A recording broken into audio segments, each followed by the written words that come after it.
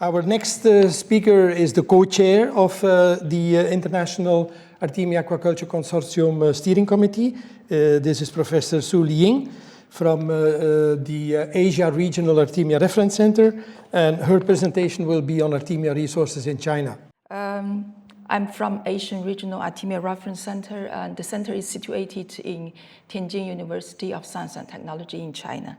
So in 2016, with the support of FAO and all the Artemia expertise all over the world, we got opportunity to set up the second Artemia Reference Center in the world after the ARC in Ghent.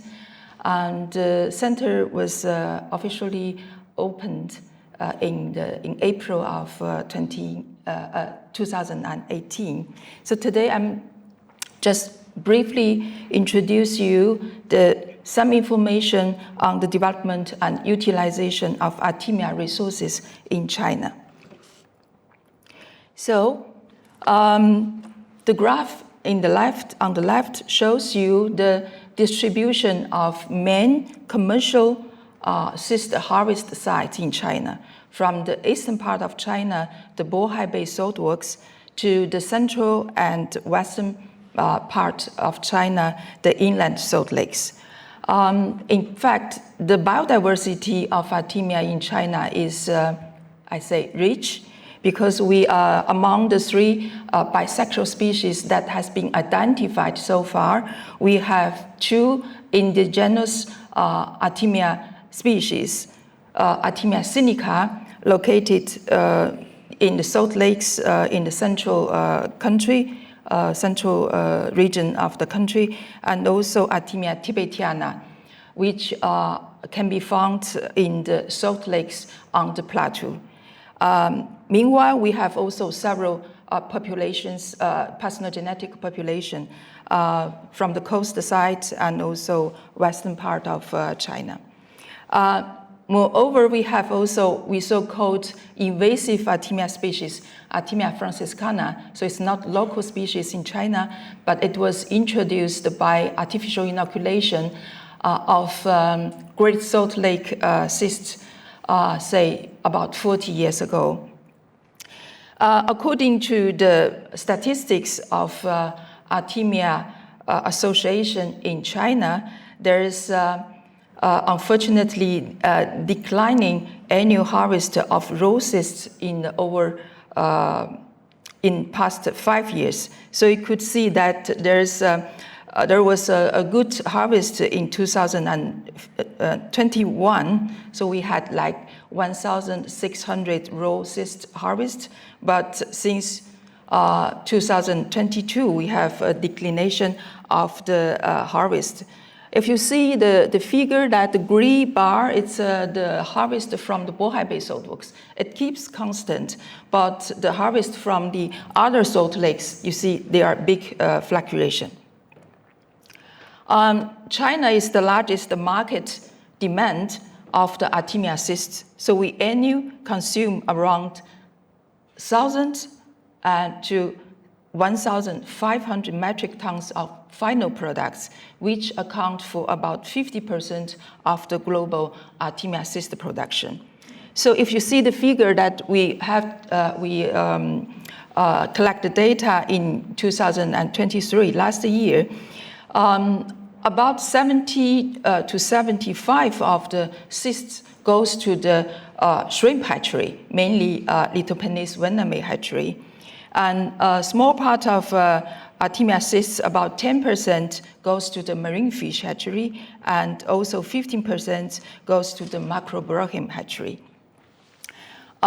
Meanwhile, China is the largest Artemia cyst importer in the world.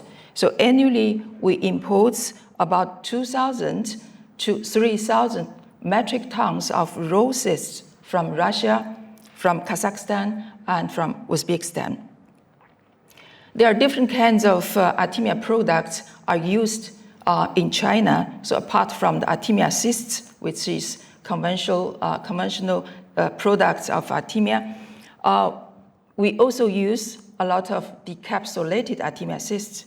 the biomass, and also the Artemia nuclei, which is produced by the, we call Artemia nuclei production plant. To some extent, the Chinese hatchery, the people in the hatchery, they know more or less the characteristics of the strains. So there are some specific demand for different Artemia strains. For example, according to the requirement of the aquaculture species, in marine fish hatchery, the Artemia cysts with good separation performance are very much needed. For example, the cyst from Tibet and the cyst from EBT, the region of Russia. Or they can also do it, do the decapsulation before hatching, just in order to avoid the separation of the shells and the nuclei. While in the Macroberahim hatchery, the Artemia cysts that can produce actively swimming nuclei are preferred. For example, the Bohai basis. Even the price is about double of the normal Artemia cyst products. It's also very much demand for the Macroberahim hatchery. And also, according to the performance of the cyst, for example, the high temperature tolerant cysts are also favored in the summertime in the south part of China, where the hatchery the water temperature in the hatchery is extremely high, over 30 centigrade degree. And also the cysts which can tolerate low salinity water during the hatching are also favored in the region where only very low salinity seawater, around 1% about 1 gram per liter is available in certain season in China. Of course, better separation performance is always important hatching performance of the cysts. And also nutritional quality. So the nutritional quality are given more and more concern in China, especially the HUFA content. But usually there's no intention for the nutritional enrichment. Okay, so for the hatchery operation of the Artemia cysts, we have different kind of tanks. So it can be 2 to 5 cubic meter, smaller 500 liter, and also the big concrete tanks, 20 to 40 cubic meter. So the cyst can be used directly hatch, and also hatching after disinfection, just to eliminate the pathogenic contamination. And also, so there is a less control of hatching condition in China. For example, the temperature. So people intend to just hatch their Artemia cysts at room temperature, usually 22, 23 to 30 centigrade degree. When the temperature beyond this range, then heating or cooling facility are used. And for illumination, there is nearly no lighting inside the hatchery unless there is very dim. It's very dim inside the hatchery. They use a light. Hatching duration, normally it's controlled within 24 hours, but some of the hatchery, they also don't care about the time. They intend to hatch the Artemia beyond 24 hours. And also there's, I said, Artemia nuclei production plants. So these are produced by the Artemia cyst processors, and the plants are mostly located nearby the shrimp hatcheries. The business started from 2005 in the south, and nowadays it's operating all over China.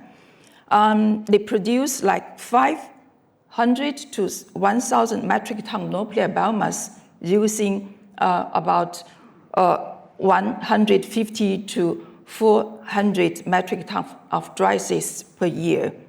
And the product is sold in fresh in a lower density to keep the Artemia nuclei alive, or frozen in a condensed say, like paste. There are some advantages of operation of this Artemia production plant. First, they use lower or medium grade quality of Artemia cysts, and the cysts can be in dry and or in white. And it's always performed by the professionals, and of course the production. The hatching is more efficient, and it serves to the small and medium size of the hatchery to save their facilities and also labor. But there's one disadvantage, that because it's a business, so the hatchery, the producer, they intend to obtain more biomass.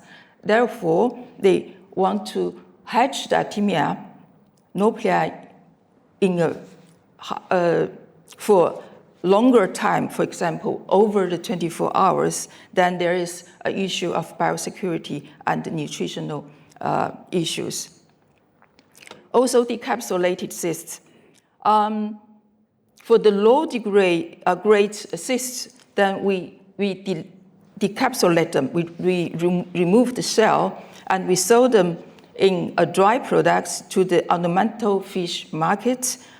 This production is about 20 metric tons per year.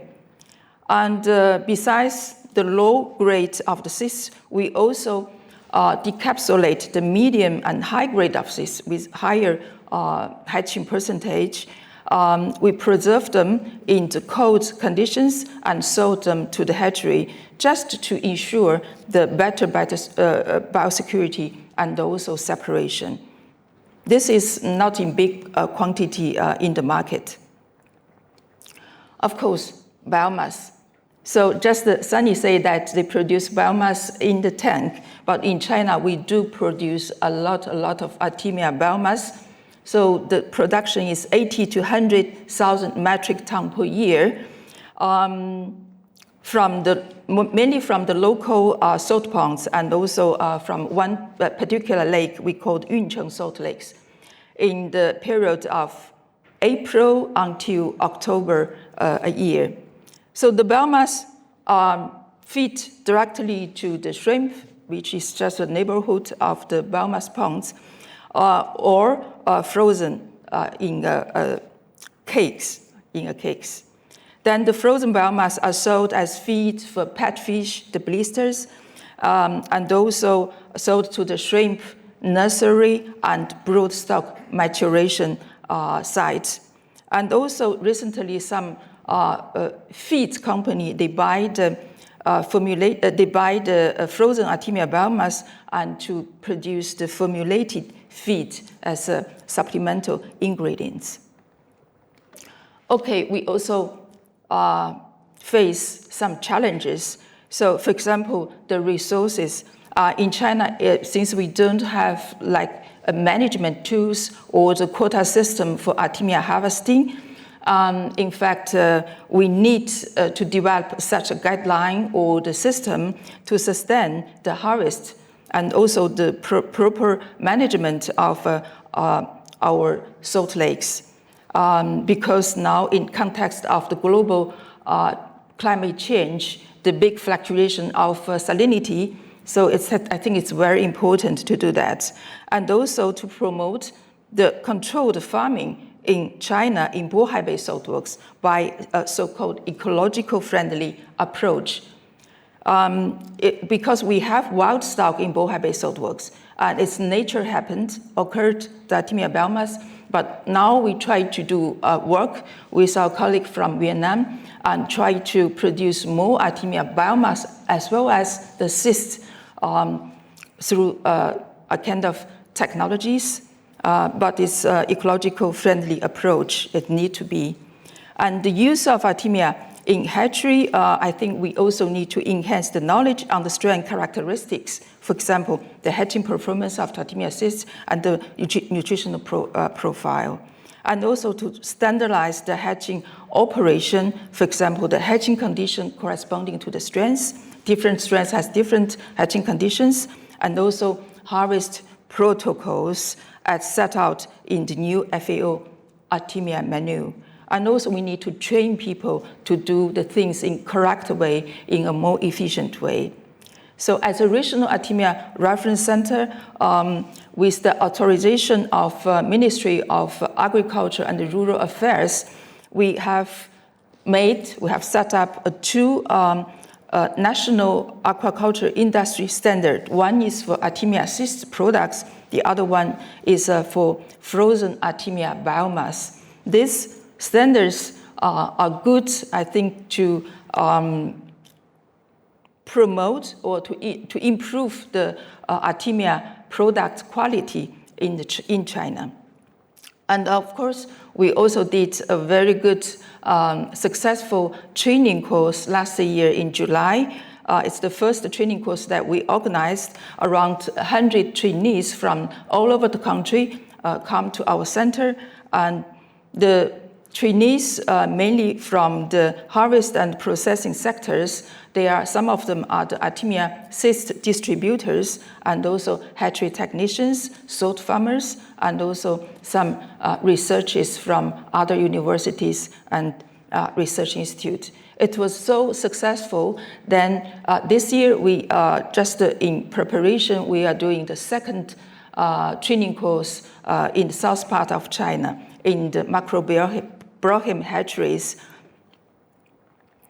And I think because we have a huge collection of Artemia cysts in our center, the collection of Artemia cysts is not only to keep the Artemia genetic resources and provide the material for the scientific research, but I think it's more important to also give a guidance for the utilization of Artemia in aquaculture. For example, we have a database including the biometrics, the hatching performance, the nutritional profile, and the genetic identities of all these collections. We have a kind of database, and recently our students also did a great job, and he made like Artemia name card, strain's name, the name card for each strain. So from this name card, you will see the code of our ARC code. You will see the collection site and the date of the collection and also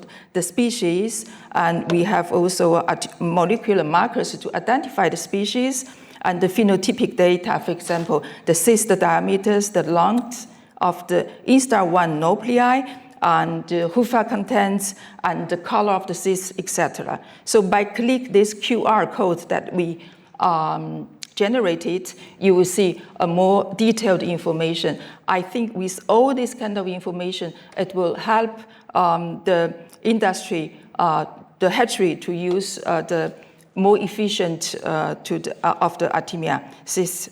So in China, we have Artemia Association in China, so AAC. And this is a group of like around 40 Artemia cyst producers. It's account like 90% of the Artemia producer in China, all in this association.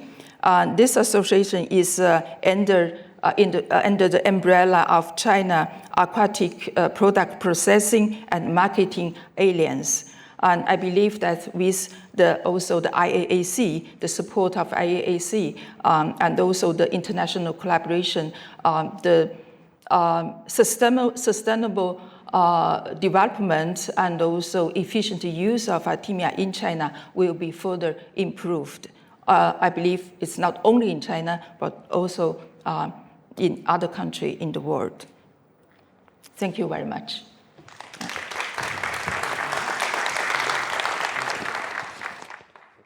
Thank you, Liying. Very impressive figures when we see what is produced and consumed when it comes to Artemia in China. China indeed being also the place where you have the largest number of hatcheries consuming Artemia. We are also very proud to see that the Asia Regional Artemia Reference Center is taking not only a good lead, but particularly also involves the private sector. On one hand, the producers, on the other hand, also the consumers, the hatcheries. So I think that can be a very good model and a very good example for quite a number of other countries.